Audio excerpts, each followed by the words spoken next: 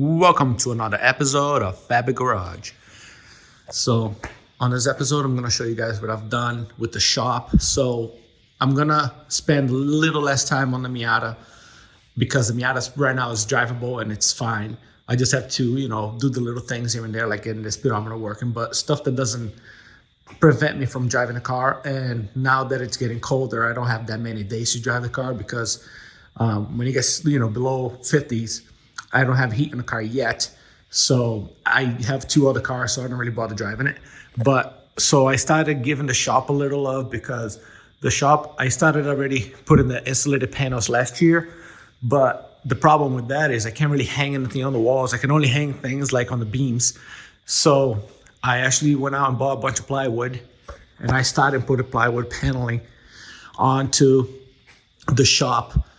So basically sandwich the insulation board between the metal and the plywood. And eventually I'm gonna do the whole shop to keep it somewhat warm in here when I turn on the heat. But I started to give the shop some love so I can start actually hanging things. I still have to do a second coat of white on the walls. This is the first coat. When you paint bare wood, this is just primer. When you paint bare wood, it sucks it all in. So really needs a second coat, possibly a third coat. But for now, just so I can get the shop, usable, I put all the things back. Don't worry about this bench here. This is all I'm sorting it out because I'm getting rid of a bunch of stuff. There's a bunch of hardware. So, but I want to show you this area here. So this area here is going to be, I was using that bench for this, and I don't want to do that anymore. I want to keep that bench clean. So what I did was that toolbox, that top was on top of this box. That was right there. I saved some space by shoving that on there, putting that on top of there, and putting this box here, which I had this box for so long and I just never knew what to do with it. So I threw a coat of paint on it and I'll show you guys what it is. So this bench here has a vise along with my welding table, and I'm always cutting metal and stuff here. So I'll show you what's in the box and then I'll show you why it opens. So if you open it like this, I'm gonna have a desktop in there. It's gonna be pretty much like an office, just like I have at work. I have my 3 bays at work and I have my computer. So if I need to go on all that, or if I need to go into the factory, BMW or Mercedes website to look up wire diagrams and stuff, I have my computer right there and I don't have to share computers with the other techs. So that's basically what I'm gonna do here. I'm gonna have my own desktop out here. I'm gonna have a router up top so I can give Wi-Fi inside the shop, because when you have a steel building, it actually blocks a lot of the Wi-Fi. I can actually get Wi-Fi if I come right here with my phone on the window, but as soon as I walk away, it's like awful. So the reason why that closes, I figured I use that box for that, because if I'm over here cutting metal and I'm grinding that way, I can close it and keep, the screen and the keyboard clean from metal shavings and stuff. And then I have my printer. It's gonna be down here, again, protected from metal shavings. I'm probably gonna block this off. This used to be like an old safe. Sorry, I was having trouble focusing here. So anyway, this is gonna be my area that I'm gonna try and keep clean. And that frame there, it's gonna hold a 40-inch smart TV here. So I'll be able to have Wi-Fi in here. The TV will have internet. I have a Fire Stick that I just purchased for the TV, so I'll have all the apps here that I have subscriptions to. I'll be able to watch Motor Trend, anything really. So it'll be nice to have a nice flat screen here. I'm kind of making this a shop, man cave kind of feel. So why not? So this would be my little office with a TV. I can put a show on and just work on cars. So this here, I designed myself. This is a Fabitgarage 3000. This is a funnel holder. And all it is a little L-shaped bracket and a rod going up. And what that does is you make the rod long so you can slide all kinds of funnels, no matter the shape, size. And what that does, it holds all kinds of odd shaped funnels, and one funnel will drip into the other. So if, let's say I just use this one here and it's dripping oil, I can just put it over here. It'll drip, drip, drip, and eventually it'll go down here. Once this gets like halfway, I'll just take this out and I'll just empty it, put it right back here. So it's a place to store all your weird shaped funnels and keep it all in one place. And obviously, before I use any of them, I always brake clean them a couple of times and clean them out. But it's very, even at my shop, I have something similar. It's just very hard to keep track of all weird shape and size funnels. So this is what I invented for here. So yeah, it's coming along good. Probably gonna do plywood halfway through the shop, because over here, I'm using that little compressor for now. I have this big sandblasting compressor that I have to finish putting plywood all around, so that way I can have somebody come in and put a 220 outlet here. And then I'm gonna plumb this compressor to be my main compressor, and probably get rid of that one, maybe even keep it as a spare, I don't know. Probably gonna build a station here with all my chargers, so I can charge all my Milwaukee stuff, all my flashlights, like a little charging station here connected to the outlet. And then now that I have plywood, I can actually run more outlets on the walls and stuff with conduit. So I figured give the shop a little love, because at the end of the day, I spend a lot of time in here, and the nicer it is, the better I'll enjoy being out here. So I think this came out pretty good. Well, it's actually a lot of work. These sheets are a little over 1/2 inch thick, and they're pretty heavy to move by yourself, really. So I got them all there and cleaned up the bench, threw a coat of paint. So eventually, when I have plywood all around, then I'm gonna start hanging shelves and stuff, and all the stuff that's laying around is gonna be on shelves, and the stuff that I don't need, I'm gonna get rid of. But I figure give you guys a little tour of what I'm doing here. So I'm gonna keep this closed just to keep the computer clean. I don't have the computer tower is most likely gonna be either in there or on the top there sideways. Again, the computer tower does need airflow for the fans, so I might just keep it up there, or maybe slide that toolbox over and put it right here. I don't know yet. But I have to run internet. I'm running internet cable all the way from the house underground, coming in through there, the hole there. So it's gonna have a wired connection to the computer, because I'm gonna have a router splitting the connection. Main line is gonna go to the router. From the router is gonna be a wire to the computer. If the TV has a wire outlet, I'll do that. If not, then the TV has Wi-Fi either way. So you might see some of my videos coming out as like, oh, what have I done to the shop? It's not gonna be all Miata. It's gonna be some Genesis coupe. I'll introduce you to my Genesis coupe. I did buy some stuff for it. I'll probably throw some of that on there too. So it's gonna be pretty much anything that's car related. Tractors, so I gotta finish my tractor, welding the custom made bucket that I made for it. So it's basically anything that moves on its own power. I'm working on it. So hopefully you guys enjoy some of that content. But anyway, back to the Miata. I'll show you. I got in the mail today a shift light, because I found myself looking down a lot when driving this car. So basically afraid of over revving it, because the RPMs just go up so fast, and my cam is only good really for like 5,500, and I'm shifting at around 6 because I have upgraded springs, and I pretty much won't get valve float, but I really don't want to push it past 6,000 when shifting. So I ordered this Proform shift light, and all it is power and ground, and the green wire goes right to the distributor. But lucky enough, because I have the Dakota Digital converter box behind the cluster to make the the tachometer work, I can just tap right from that box, because that box is connected to the distributor. So I can tap it right from the Dakota Digital box right into the shift light, and then I have to mount this somewhere. This one here has a dial on the back, and you basically, let me see if I can focus here and show you guys.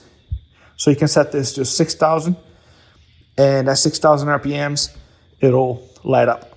So I don't know how accurate it is, but it's adjustable. So even if it's, let's say, 1,000 off, if at 6,000 comes on at 5, I can just turn the knob. So it's nothing expensive, but something that might make it shifting a little easier. Because this car is just, it's not extremely fast, but it's fast enough where like keep your eyes on the road. So having a shift light's really gonna help out a little bit. This is the speedometer sensor that came in. So that's it right here.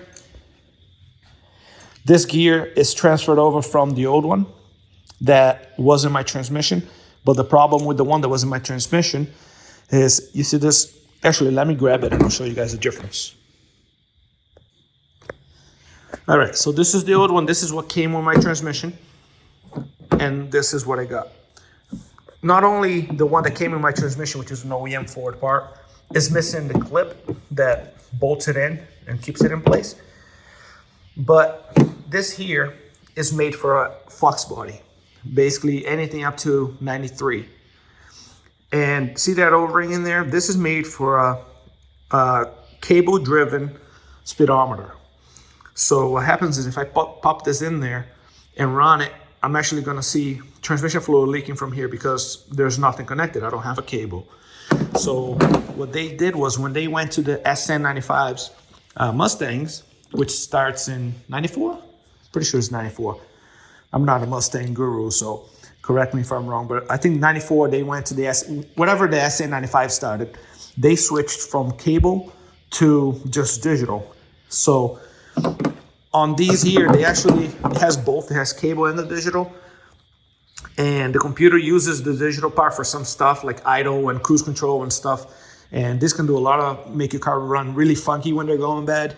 But on the SA95s, it's just digital, and I think it's just the same part number, and they just capped it off and sealed it off. See how it has a cap? But other than that, it's like the exact same thing.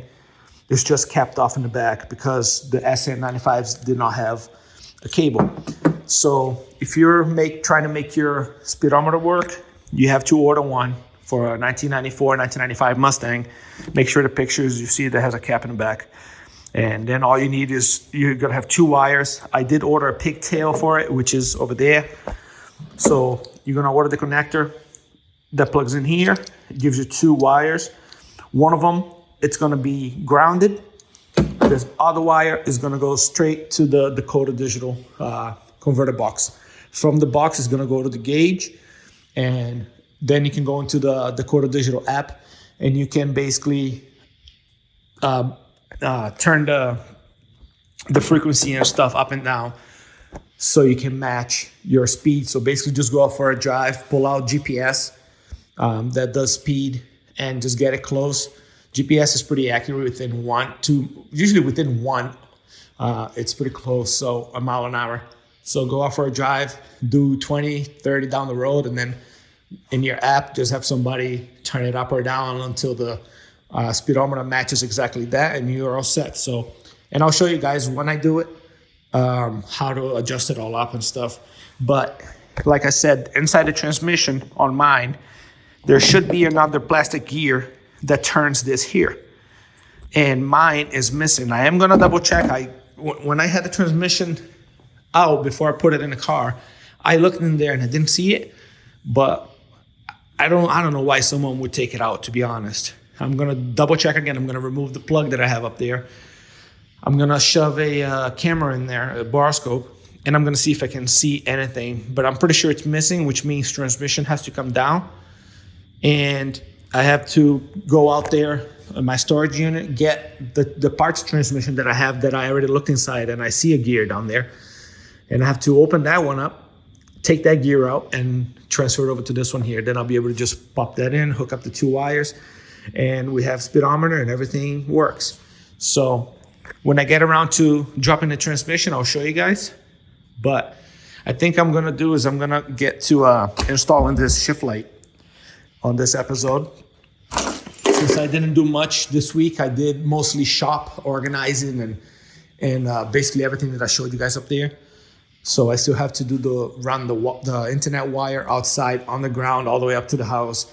So it's gonna be a lot of work for the shop, but I wanna make it nicer out here. I wanna have a nice TV, have a computer where I can play, you know, my Spotify music and stuff. I'm always using my phone and a little Bluetooth speaker that's up there.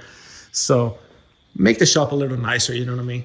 Once I get rid of the Miata and get rid of the quad and stuff, reorganize everything, and I want to make this like a nice shop, you know what I mean?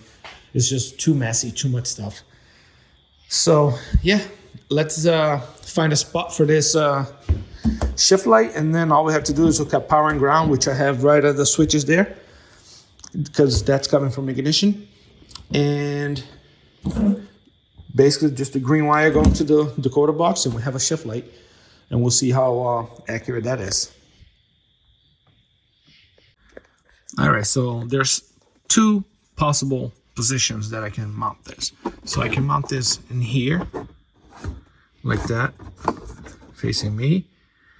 Or I think where I'm gonna mount it is right here, like that. That way, what I can do is, if it's like this, I can basically take this cover off, and I can notch a little, put a little notch here. That way this wire will go through, and then I can still put this back and it'll be notched for that. So all I'm gonna get is about an inch of wiring, and then it'll be right here. So not only that, but the connection for the speedometer, for the green wire, is already back here, and power is right here behind the switch. So I'll just run the wire here, get power and ground, get signal there, and boom. That way I'm not drilling holes into the dash. Now that, I mean, this is like a project car, a fun car. I wouldn't be opposed to drilling holes in the dash. Like, it's just a fun car. It's not like I'm drilling holes in a $100,000 car. But if I do it this way, I can drill holes into this cover, and later on, if something happens, if I want to take it out, I can always just get another cover, which I have it upstairs, an extra one. So yeah, I'll drill a couple holes into this cover here, mount it like this, facing me a little down, because if it's gonna be bright, I don't want it to be like, you know what I mean, blinding me. I'll point it right about like my shoulder, and when I'm driving, it should be pretty visible. So I'm gonna take this off. I'm gonna notch it. I'm gonna mark my two holes, and I'm gonna take this nut off, mount this mounting plate on here, notch it, get my connections done, shorten this wire because this is way too much wire. They assume the green wire is so long, but they assume you're gonna go all the way to the distributor. But in my case, I lucked out. I have the signal right here. So let's take this off and notch a little corner here. I'll make a mark before I remove it of where I need to notch. All right, as you can see, I marked where I'm gonna line it up with the mount, and then I marked a notch over here. You can use permanent marker, because alcohol or even brake clean, rub gently, just cleans that right out. Just a reminder, every time you take this off, this cover, you have to take off the two screws under here and take this top cover off, so that this can come right out like that. So this cover here.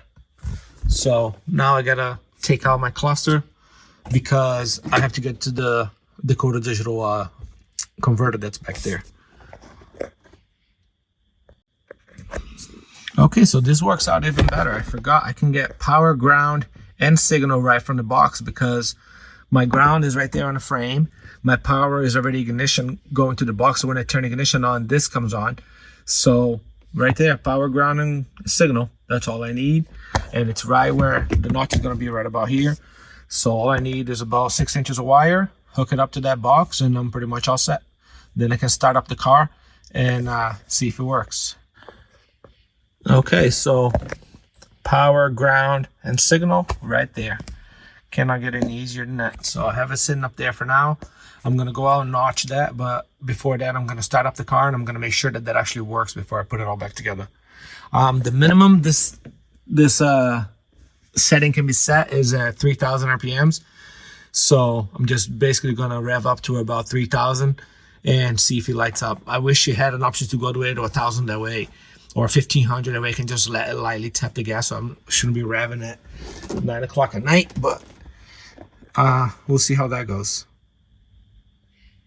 All right, just started the code. As you can see, the RPMs are working, so I didn't disturb anything. Let's put it at 3,000 and see if that comes on.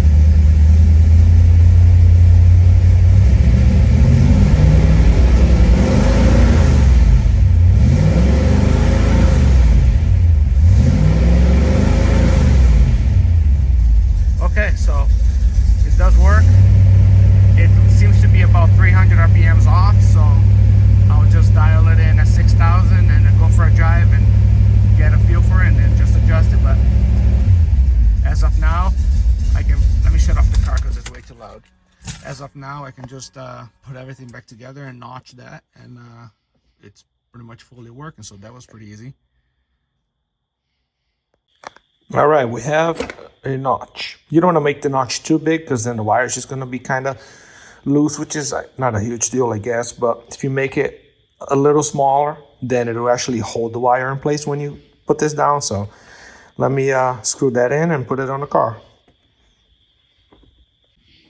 Another quick tip before I put this in, I always put silicone grease on all these clips here, because this actually, you have to pull it really hard. You feel like you're gonna break this when you pull it out. And a lot of the times, you actually will bend the crap out of these clips here and you might not be able to reuse it. So if you add a little bit of grease, it always, for me, always comes right off. And it goes in nice and snug. So it goes, the clip actually clips against plastic. So there's nothing wrong with adding a little bit of grease to help taking this off. So. All right, guys, that's the final install. I can move this up towards my face if I want, but I'm going to keep it down a little bit so it hits me like right in the shoulder. But that's I mean, these can only look so clean, and I think it's fine. The wire goes right here, goes right in there, so it's nice and flush in the corner there. So overall, you know, it's a okay clean install, but with these, you just mount them anywhere on the dash, really. There's not a way to make these look pretty unless you have the room to actually drill a hole in your dash and have just this come through, but then you can't get to the adjustment in the back. So, but yeah, this was about 200 RPM off. Well, so I have the arrow set to 3 here. And it came on at about 3,300, if I recall correctly. I was making a video and I didn't pay full attention. But if that's the case, I'm going to set this to about, I don't know, 55. I'll set it to 50. Yeah, I'll set it to 55. And if anything, it should come on at 58. If it does, then I'll just move it a little bit until it comes on exactly at 6,000. So I'll leave it a little above 55 and see how it goes. So next time I drive it, we'll see the little condom that came with this, or the cover, as you call it. I put it on the glove box.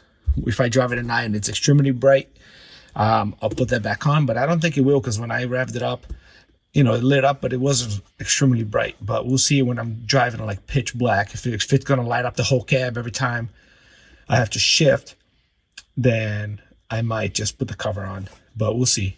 So yeah, guys, for this week, this is going to be it. Just a quick little install here, and mostly working on the shop. Like I said, it's upgrading the shop to make it look a little nicer and have a nice TV out here. So, almost tripped. So yeah, working slowly over here to try and make the shop a lot nicer to be in. And yeah, for this week, this is going to be it. Next week, I'm most likely going to do the total price for the build, including the stuff that I need to make the speedometer work. And that's pretty much going to be it, because anything that I add from now on is just add-on. Like the car is running, driving, inspected. Anything that like the shift light, you don't need a shift light. So I'm going to cut the price wherever it is, because otherwise I'm going to give you guys a price that how much I spent on a car that's really more than you really need to build one of these if you want.